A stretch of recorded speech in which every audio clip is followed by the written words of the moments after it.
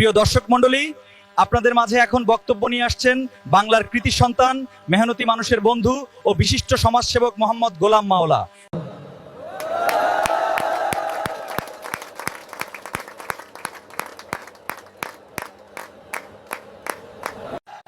আসসালামু আলাইকুম ওয়া রাহমাতুল্লাহ। সম্মানিত সভাপতি, মঞ্চে উপস্থিত সম্মানিত অতিথিবৃন্দ, প্রিয় ভাই ও বোনেরা, আজ আমি এমন একটি বিষয় নিয়ে কথা বলতে দাঁড়িয়েছি যে বিষয়টি শুধু একটি অপরাধ নয়, বরং পুরো মানবতার বিরুদ্ধে যুদ্ধ। আজ আমি কথা বলবো নারী নির্যাতনের বিরুদ্ধে, নারীর নিরাপত্তার পক্ষে, মানবতার পক্ষে।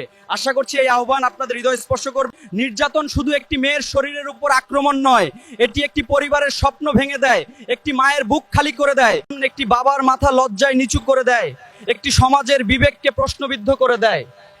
আমাদের এই নীরবতা আজ ভেঙে ফেলতে হবে। আজ আমরা এমন এক সময় পার করছি যেখানে প্রতিদিন খবরের কাগজ খুললেই দেখা যায় কোথাও শিশু নির্যাতন শিকার, কোথাও কিশোরী নির্যাতিত, কোথাও একজন মা নিরাপত্তাহীনতার মধ্যে জীবন কাটাচ্ছে। আমাদের এই সমাজের বাস্তব চিত্র আজ বড়ই ভয়াবহ। এগুলো কি শুধু সংবাদ? না, এগুলো আমাদের সমাজের লজ্জা এবং এগুলো আমাদের চরম ব্যর্থতা। আমরা আর কতদিন চুপ করে থাকবো? আমাদের জেগে ওঠার সময় এসেছে এখনই। আমি আজ স্পষ্ট ভাষায় বলতে চাই, ধর্ষক কখনো মানুষ হতে পারে না, সে পশুর চেয়েও নিকৃষ্ট। যে একজন নারীর সম্মান ছিনিয়ে নেয়, সে পুরো মানব জাতির বিরুদ্ধে অপরাধ করে। তাই আজ আমাদের রুখে দাঁড়াতে হবে, কারণ এই অবিচার আর কোনোভাবেই মেনে নেওয়া যায় না। কিন্তু দুঃখের বিষয় হলো, অনেক সময় অপরাধীরা ক্ষমতার জোরে পার পেয়ে যায়, কেউ টাকার জোরে, কেউ আবার প্রভাব খাটিয়ে বিচারের হাত থেকে নিজেকে আড়াল করে নেয়। আবার কেউ রাজনৈতিক পরিচয়ে, কেউ ভয় দেখিয়ে বিচার বন্ধ করতে চায়, আর তখনই সমাজে অন্যায় বাড়ে। এটা আমাদের সবাইকে রুখে দাঁড়াতে হবে এবং অন্যায়ের বিরুদ্ধে আওয়াজ তুলতে হবে। আমি আজ এই মঞ্চ থেকে বলতে চাই, ধর্ষকের কোনো দল নেই, কোনো পরিচয় নেই, কোনো ক্ষমা নেই। ন্যায় বিচার নিশ্চিত করতে আমাদের ঐক্যবদ্ধ হয়ে রুখে দাঁড়াতে হবে। আজ যে নির্যাতন করবে সে অপরাধী, তার বিচার হতেই হবে, কোনোভাবেই অপরাধীকে ছাড় দেওয়া যাবে না। আমরা এখানে ন্যায় বিচারের দাবিতে দাঁড়িয়েছি এবং আমাদের আওয়াজ আজ সারা বিশ্ব শুনছে। আমরা এমন আইন চাই যেখানে বছরের পর বছর মামলা ঝুলে থাকবে না। আমাদের বিচার ব্যবস্থা হতে হবে দ্রুত এবং স্বচ্ছ, যাতে সাধারণ মানুষ সঠিক সময়ে ন্যায় বিচার পায়। কঠোর শাস্তি হবে, যাতে আর কেউ এমন জঘন্য অপরাধ করার সাহস না পায়। আমরা চাই এই ঘটনার সুষ্ঠু বিচার হোক এবং সমাজের প্রতিটি স্তরে মানুষ যেন নিরাপদ বোধ করে। ভাই ও বোনেরা, শুধু আইন করলেই হবে না, আমাদের মানসিকতারও পরিবর্তন দরকার। তাই আসুন আমরা সবাই মিলে এই সামাজিক পরিবর্তনের জন্য একসঙ্গে কাজ করি এবং একটি উন্নত সমাজ গড়ে তুলি। একটি মেয়ে কি পোশাক পরলো, কোথায় গেল, কেন বাইরে বের হলো, এসব প্রশ্ন আমাদের এখনই বন্ধ করতে হবে। কারণ অপরাধীর দোষ ঢেকে ভুক্তভোগীকে দোষারোপ করা হলো আরেকটি বড় অন্যায়। আমরা এই অন্যায়ের বিরুদ্ধে প্রতিবাদ করছি। আমাদের মনে রাখতে হবে যে নারী কোনো ভোগের বস্তু নয়। নারী হলো আমাদের মা, বোন এবং কন্যা। আমাদের প্রতিটি পদক্ষেপে তাদের সম্মান এবং মর্যাদা নিশ্চিত করতে হবে।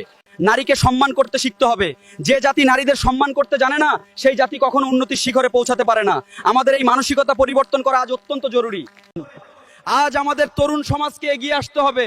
আমাদের কাঁধে দায়িত্ব অনেক। তাই মাদক সহিংসতার বিরুদ্ধে আমাদের সকলকে একসাথে রুখে দাঁড়াতে হবে। আজই সময়।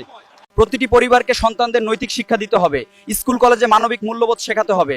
আমাদের ভবিষ্যৎ প্রজন্মের জন্য একটি সুস্থ সুন্দর সমাজ গড়ে তুলতে নৈতিকতার কোনো বিকল্প নেই। আমাদের ধর্মীয় ও সামাজিক শিক্ষার মাধ্যমে প্রতিটি মানুষকে সচেতন করতে হবে।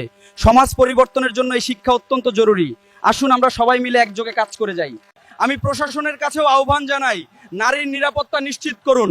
অপরাধী যত শক্তিশালী হোক, তাকে আইনের আওতায় আনুন, কারণ বিচারহীনতা অপরাধকে বাড়িয়ে দেয়। তাই আমাদের সকলকে ঐক্যবদ্ধ হতে হবে এবং ন্যায় বিচারের দাবি জানাতে হবে। প্রিয় উপস্থিতি, আজ যদি আমরা নীরব থাকি, তাহলে আগামীকাল এই আগুন আমাদের ঘরেও পৌঁছাতে পারে।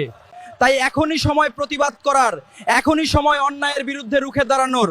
আমাদের সম্মিলিত কণ্ঠস্বরই পারে এই অন্যায়কে রুখে দিতে। আসুন আমরা সবাই শপথ করি, আমরা নারী নির্যাতনের বিরুদ্ধে কথা বলবো এবং অন্যায় দেখলে প্রতিবাদ করব। আমরা নারীর সম্মান রক্ষা করব এবং একটি নিরাপদ সমাজ গড়ে তুলব। আমাদের এই অঙ্গীকার আজকের দিনে অত্যন্ত গুরুত্বপূর্ণ। মনে রাখবেন, নীরবতা অপরাধীকে সাহস দেয় আর প্রতিবাদ অন্যায়কে থামিয়ে দেয়।